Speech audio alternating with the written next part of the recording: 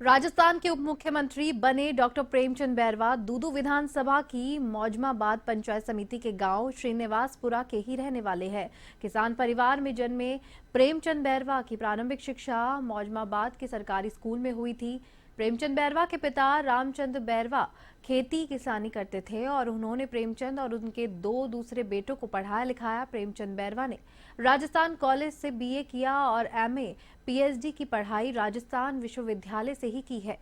पहली बार बीजेपी के टिकट पर जिला परिषद सदस्य चुने गए। इसके बाद बीजेपी एससी प्रकोष्ठ में कई पदों पर रहे। 2013 में पहली बार दूदू से बीजेपी के टिकट पर विधायक चुने गए। पिछला चुनाव हार गए और इस बार बाबूलाल नागर को लगभग 45,000 वोटों से हराया। लेकिन खुद प्रेमचंद को इस बात का भरोसा नहीं था कि उन्हें राजस्थान का उप मुख्यमंत्री बनाया जाएगा। उन्हें मंत्री बनने का तो भरोसा था, लेकिन उप मुख्यमंत्री बनने को लेकर किसी ने भी नहीं सोचा था। लेकिन पार्टी के आला अधिकारियों ने आशीर्वाद से प्रेमचंद बैरवा को राजस्थान का उप मुख्यमंत्री बनाया है। इस किसान बेटे के लिए मौजमाबाद और दूदू की जनता के लिए गर्व की बात है। प्रेमचंद ने बीजेपी के सभी नेताओं और दूदू की जनता का आभार भी व्यक्त किया है।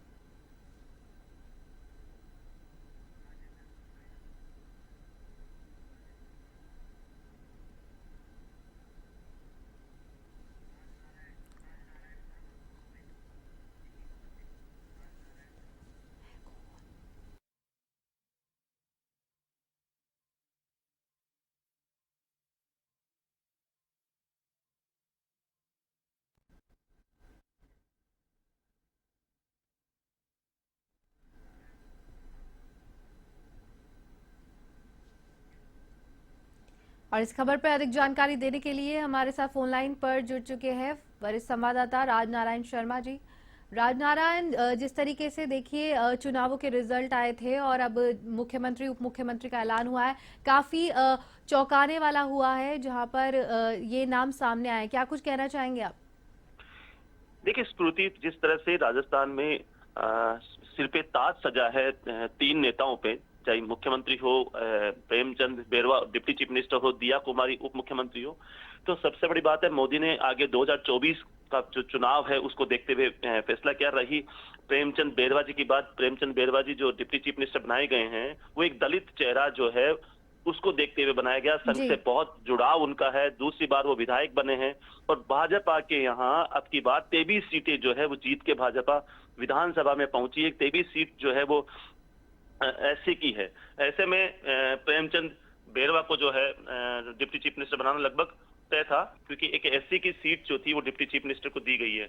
प्रेमचंद बैरवा के बारे में हम बताएं, इनके पिताजी जो है वो बिल्कुल किसान हैं, खेती करते हैं और इनकी जो प्रेमचंद बैरवा जो है वो प्रारंभिक शिक्षा इनकी मौजमाबाद के अंदर हुई थी। मौजमाबाद जो कि दूदू से कुछ ही दूरी पे मौजमाबाद एक जगह है, वहां पे इन्होंने प्रारंभिक शिक्षा ली और पहली बार जो है वो बीजेपी के टिकट पर इन्होंने जिला परिषद का चुनाव भी लड़ा और वहां वो चुन के गए। उसके बाद बीजेपी प्रकोष्ठ के कई पदों पे ये रहे हैं और 2013 में पहली बार जो है उन्होंने दूदू के अंदर बीजेपी के टिकट से जीत के आए हैं और उसके बाद ये पिछला चुनाव हार गए थे। इस बार फिर 45,000 वोटों से, जो कि बाबूलाल नागर बीजेपी के वहां विधायक थे, मुख्यमंत्री अशोक गहलोत के एडवाइजर थे, और उनको इन्होंने हराया और इतना जबरदस्त इनको हराया, इसका पारितोषिक पार्टी आलाकमान ने इनको डिप्टी चीफ मिनिस्टर का पद देके किया है। स्मृति जी, इसी के साथ में बिल्कुल ही जातिगत समीकरणों को साधने की कोशिश हुई है, जैसा कि सब कयास लगा रहे थे, और नए चेहरों को मौका दिया गया है। उसके बारे में आपका क्या कहना है? देखिए, नरेंद्र मोदी का जो विजन है वो विजन 2024 है। इस समय नरेंद्र मोदी जो है चाहते हैं कि जो 2024 के आम चुनाव होने वाले हैं देश में, करीब फरवरी के अंदर आचार संहिता लग जाएगी, उसके बाद आम चुनाव होने, उसको देखते हुए सरकार ने, मोदी सरकार ने यह तय किया कि पूरे भारत में या जहां जहां चुनाव होंगे वो नए चेहरे उतारेंगे, नया प्रयोग वो करेंगे। ऐसे में करीब 25 साल का जो युग है अशोक गहलोत और वसुंधरा राजे का जो युग है वो अब लगभग खत्म हो चुका है। नया दौर शुरू हो गया। आप देखिए, करीब जो भी मंत्री या मुख्यमंत्री बनेंगे वो 55 साल की एज के लगभग के मुख्यमंत्री बनाए गए हैं। उसके अलावा जो उनका समीकरण बनाया गया है, दिया कुमारी की एज 52 साल की है और प्रेमचंद बैरवा की उम्र भी कोई ज्यादा नहीं है, तो कहीं ना कहीं उम्र का तकाजा, युवाओं के हाथ में जो कमान है वो मोदी ने और अमित शाह की जोड़ी ने दिया है।